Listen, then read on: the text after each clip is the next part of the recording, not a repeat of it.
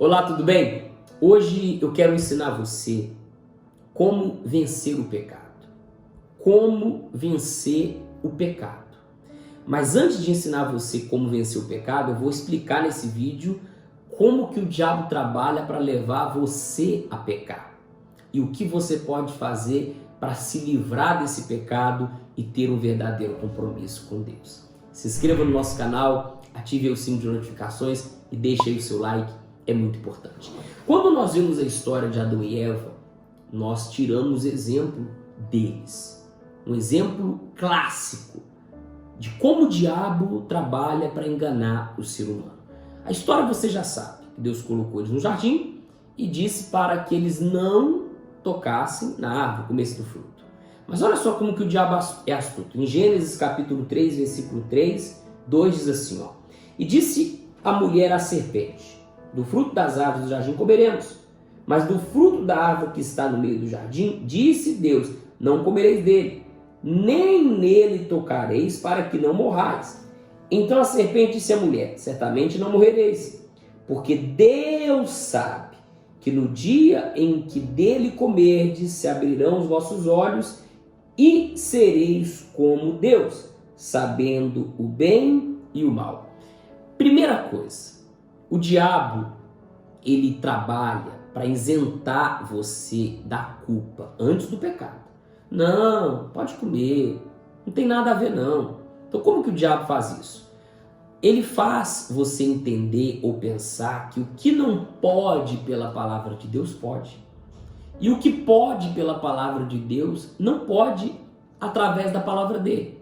Ou seja, o diabo leva você a trocar a verdade de Deus pela mentira. Outra coisa, o diabo faz você olhar para o pecado e sentir prazer. E fala assim, poxa vida, eu vou pecar e vai ser maravilhoso. Tanto que ele disse para a mulher, os seus olhos vão se abrir. Mas a verdade é que a gente sabe que depois que a pessoa comete o pecado, ela fica ali triste, ela fica ali com a consciência pesada e coisas mais. Outra palavra que o diabo usou, Deus sabe.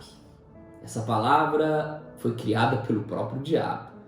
Tem muitas pessoas que ela usa essa palavra, né, para dar como desculpa do erro dela, do pecado dela. Deus sabe que eu tentei, Deus sabe que eu resisti, Deus sabe que eu fui forte durante um bom tempo, Deus sabe disso, Deus sabe daquilo outro. Deus sabe que eu andei diante dele com temor, Deus sabe que eu fui fiel por muito tempo. Essa palavra você tem que tirar do seu vocabulário.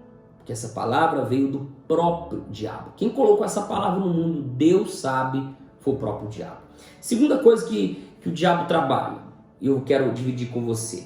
Depois que eles pecaram, no caso aqui, os olhos dele foram abertos. Aí diz assim, ó, no versículo 8. E ouviram a voz do Senhor Deus, que passeava no jardim pela viração do dia. E esconderam-se Adão e sua mulher na presença do Senhor Deus, entre as árvores do jardim. Outro sentimento que o pecado traz, vergonha. Então os olhos dele foram abertos, eles viram que estavam nus, se cobriram ali com algumas folhas de árvores, e eles que outrora tinham prazer em estar na presença de Deus, passaram a ter vergonha. Esse é outro sentimento que o pecado traz, o sentimento de vergonha. Muitas pessoas saem da igreja, muitas pessoas se afastam de Deus por esse sentimento. Ou seja, essa vergonha leva essas pessoas a se preocupar. E o que fulano vai pensar de mim agora? O que Beltrano vai pensar de mim agora? Então essa vergonha leva a pessoa a se afastar de tudo e de todos e mais uma vez, sozinha, se torna uma presa fácil. Você vê que os animais que são tidos como presas, eles andam em manadas. E quando o predador ataca, ele logo vai naquele que se afasta ali da manada. Ou seja, ele se torna uma presa fácil. Então o diabo, quando a pessoa peca, vem esse sentimento de vergonha, ele faz com que a pessoa se isole no mundinho dela.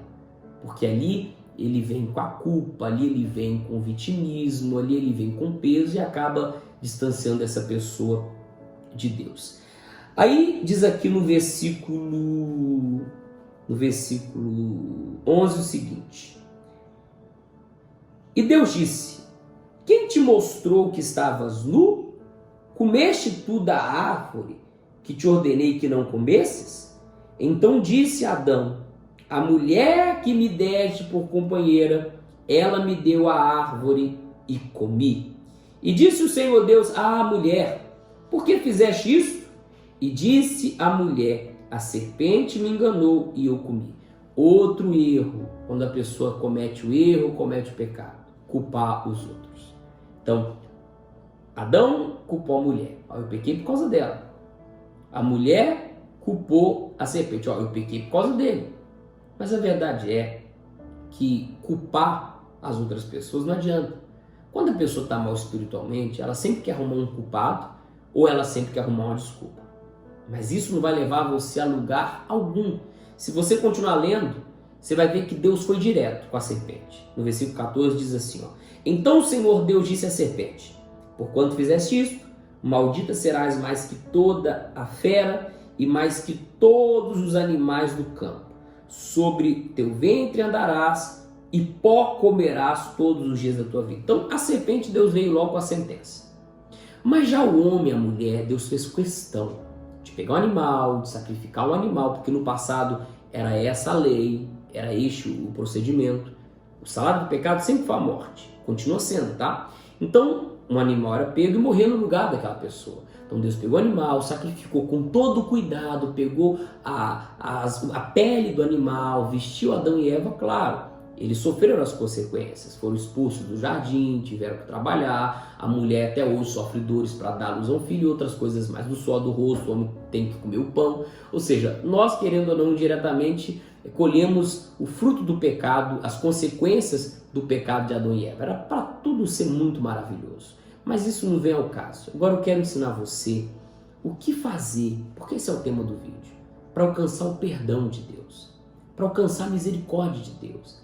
Quando Deus deu o próprio Jesus na cruz, Jesus foi o Cordeiro Pascual, que morreu por mim, que morreu por você e que levou os nossos pecados, ou seja, que morreu no nosso lugar. Então o véu do santuário se rasgou em ambas partes e você agora, você não precisa de um pastor, de um profeta, de alguém para ir até Deus. Você tem acesso direto a Deus. Antigamente, se as pessoas quisessem a Deus, elas faziam os sacrifícios delas, ou davam na mão do sacerdote, o sacerdote sacrificava e o sacerdote que ia a Deus, ou seja, ela tinha que ter um intermediário. Hoje não. Hoje, você, através do nome de Jesus, você tem acesso à presença de Deus. Então, Jesus deu a vida por mim e levou os meus pecados.